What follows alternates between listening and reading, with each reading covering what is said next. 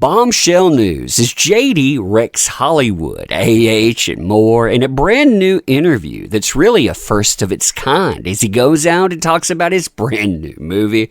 We're going to read over this thing together. I mean, this is fun times, dude. This is fun times indeed. All right, so hey there to all you fine folks on this fine day. By the way, I hope you are doing excellently. So this is an absolute bombshell. Why? Because Johnny Depp decided to break his silence. He was talking about Hollywood, how the lies from they impacted his career, how he had to skirt around a certain hashtag movement. I mean, listen to this. I'm going to read it and excuse translation errors. This is not originally in English. So the interviewer starts out by really telling you that this is a first of its kind. Why? Because JD doesn't really want to look back at the legal drama with the Nevertheless, he wants to talk about his experience and why exactly his new production company is not in the USA, but why it's founded in Europe and what made him play King Louis XV. So they start out by asking about the Cannes Film Festival, and forgive the translation there in front of you, but they say, Johnny Depp, your new film here, which can be seen in cinemas now, was the opening film at the Cannes Film Festival this year. How did you experience the moment when the audience greeted you there with minutes? There were 8 minutes total of standing ovation. Now, Depp's answer here is quite fascinating because he tells you, this is an interesting moment. I mean, typically something like this, it doesn't happen when you're revitalizing your career. It usually only happens when you're either looking back or they consider you, fading out. But that wasn't the case with what he experienced. Now, the interviewer says here, typically that could be the case, but on the other hand, this could be a celebration of your comeback with films after everything that happened, legal dispute with who accused you, well, you know exactly what those accusations are. Now, typically, this is where you start to have redirect. But JD, he's pretty much on point with this. And again, forgive any translation errors, but JD is saying, you know what? I wasn't gone. This isn't a comeback. My phone just rang a little less because I was the boogeyman for a while, but I never stopped being an actor. He says, quote, if I should give up the spoon, if I had a substance issue and I gave it up at some point and then returned to the living a few days or weeks later, that's a real comeback. Or if I break my spine and suddenly find myself dancing on stage again 6 years later, thanks to the wonders of medicine and physiotherapy, that's a damn comeback. But I was never gone. Sure, my phone rang a little less for a while because I was the boogeyman for a while, but I never stopped being an actor. So again, he is talking about what happened to him here, and that deviates from the norm. Now, from there, you have Hollywood brought up and being able to be put on blast. I think this is very valid, too, because Hollywood,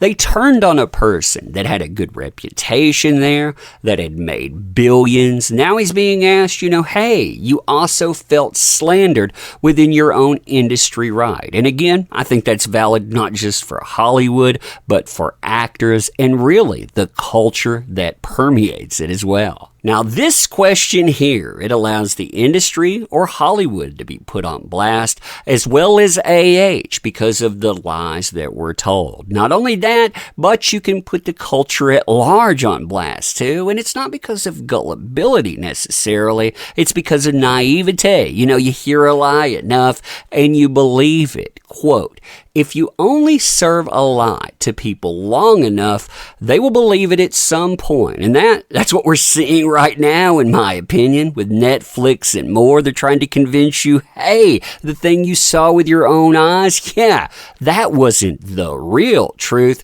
It's like Santa Claus, they continue. It only exists because we as parents tell our children every year that it's real.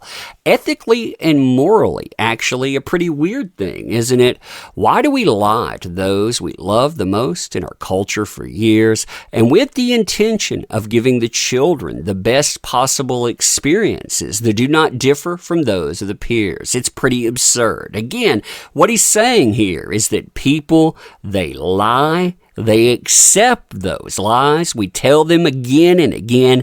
And doesn't that strike you as odd? And it should. That should be a real problem. Now, from there, he's asked about a certain hashtag movement. And that hashtag movement, how it impacted the way that his story was told. Would this be different or wouldn't it without all of that in the background? It says, are you serious about saying that your case without the Me Too movement would have been reported differently in the media? Now, that question allows AH and Rupert Murdoch and the Sun to be put on blast. And JD, well, he makes an answer that really it indicates him as a survivor. Why? Because unlike what the mainstream likes to say, with men always win, they just get to move on. He says, it impacts every one of my decisions. I think about it all the time, but I continue to move forward. So he tells them, I don't really want to look back and just scold how terrible that time was.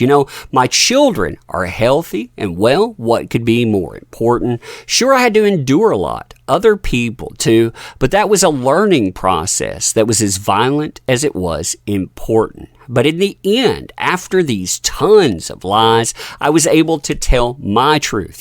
There's only one truth. That would be the truth with evidence, and it was heard. I think that's very important too. People actually took that on. This was important, he continues, especially after losing a first defamation trial against Rupert Murdoch and the poor people in his employ, the Sun. Still, it's not remote that I think about this every day or that it affects every one of my decisions. And of course it would. Like you say, this is how survivors, they interact. Now, from there, Hollywood again gets put on blast, with JD saying, yeah, who needs them? At first, he's asked, well, it's no coincidence that you're no longer shooting in Hollywood, but in Europe, right? And he's like, no, that's not the case. A lot of the material I'm covering now, it's European. My new movie, my directorial debut, it's that simple. Now, from there, he's asked, so you didn't turn your back on the U.S. per se because you think you were treated unfairly there? And he says, yeah, I was pretty much unfairly treated there. Let's put it this way. If you were just half the night or a third part of the way through a blockbuster series in front of the camera, and the next morning you're unmistakably suggested, please withdraw from a project or a role, talking about that Harry Potter film, right? You can't help but feel canceled. At least that's how I felt. Accordingly, my production company, it still exists in the U.S., but I currently see no need to make films in Hollywood and possibly team up with studios that want to prescribe me, that want to control and want to throw me out at any moment. The people who are largely responsible for films, they're not much more than accountants who bring the same formulaic stories onto the screen. I prefer to do my own thing with my own small company located in Europe. Again, put on blast. And it goes from there. But again, he gets to call out the lies, which is calling out AH, wrecking that, Hollywood, the Sun, and more. Again, this is kind of a first of its kind in doing that, but let me know what you think. I think it was pretty good myself. As always, too, thank you for being here. I appreciate you. You want to help out the channel? Links are in the description. Check those out for sure. Share this everywhere, and again, thank you.